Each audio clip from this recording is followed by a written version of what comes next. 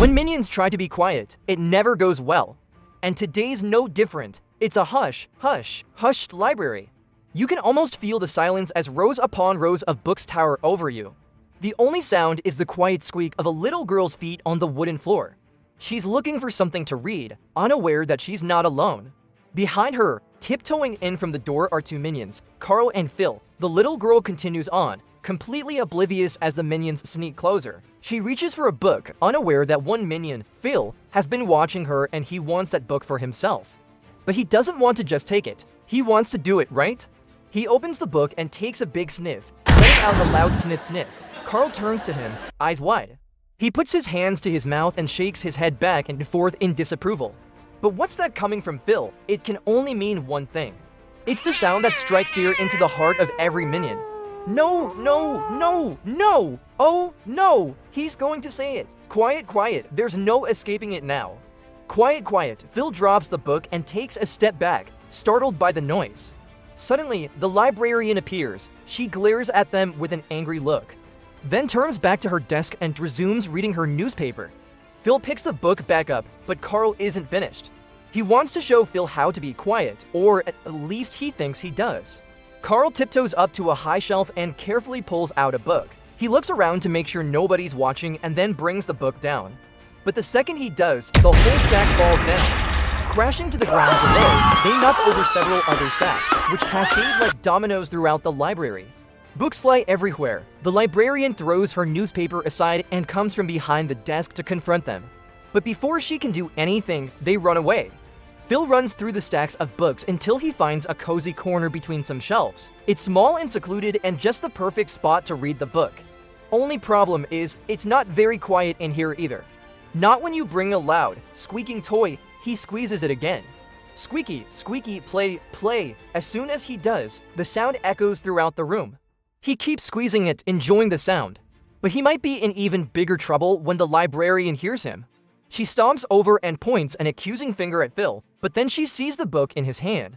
Her face softens and she motions for him to follow her. She leads him over to a table and gives him a big smile. Before Phil can do anything, though, the toy in his hand starts squeaking again. Startled by the noise, Phil lets go of the toy. It rolls off the table and lands on the floor with a thud. Again, the sound bounces around the library. It seems like there's no escape from the noise. And it gets worse when Phil's friend Carl comes in to see where he's at. Phil looks up from the table just as Carl walks into the room. He's holding a strange device with knobs and buttons. He presses one and suddenly static fills the air. Phil jumps and hides behind the table. Then the voice booms over everything. Attention all minions, this is your captain speaking. We've got a code yellow in Sector 4. Please proceed to the main hangar immediately. Over. And if you think that sounded bad, it was about to get so much worse. Phil peeks over the table and sees Carl fiddling with the device. Static fills the air as he turns the knobs and switches the channels. Then suddenly, music starts blasting over the loudspeakers. Phil jumps in fright, then he sees what's going on. Carl's foot is stuck under a chair and he's trying to free it without anyone noticing. But unfortunately, he's not the only one who heard the commotion. The librarian comes over to investigate and notices the chair blocking the radio. She reaches down to move it, but not before Carl shifts his foot and steps on the wrong button. Gah, gah, gah. He tries to stop it, but the damage is done.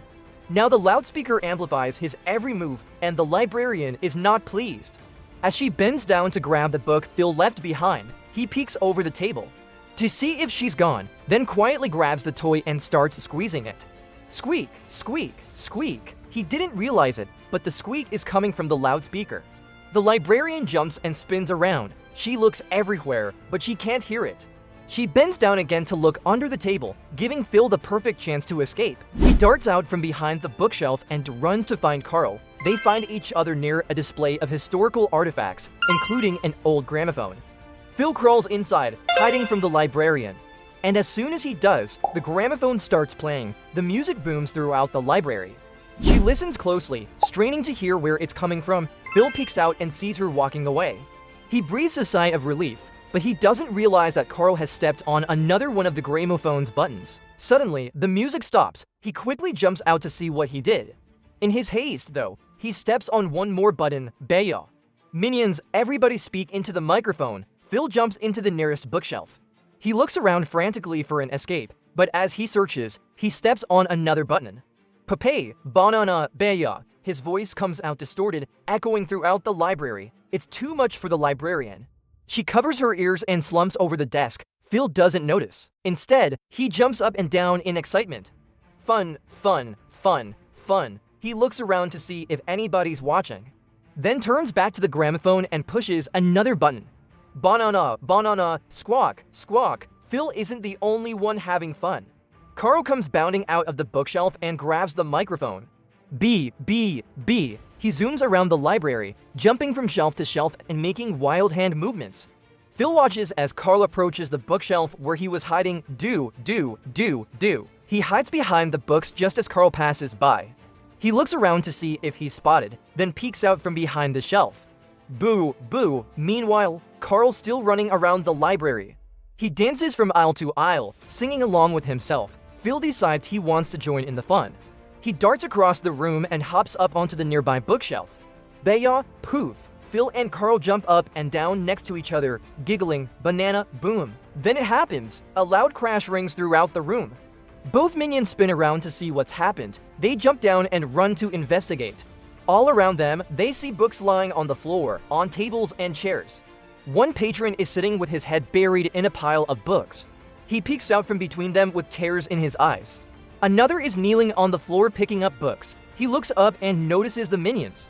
He motions to the mess on the floor and yells at them, "Clean that up." But they don't listen. Instead, they dance among the books, singing a gibberish song. Poop, poop, poop, poop. They spin around in circles, knocking over even more books. The patrons watch them in amazement as the minions dance their way through the library. "Clean that up," yells a nearby man. But Phil and Carl aren't listening. They're too busy having fun. As they dance, Phil steps on one last button. Bye-bye, clean. The minions spin around. They look at each other and laugh. They've had a great time at the library and can't wait to come back next week. They bow to the devastated librarian and wave goodbye. Bye. She looks at them, speechless. What could she possibly say? She watches as they skip out of the library, excited about their next adventure. Then she turns back to the mess around her and sinks into her chair.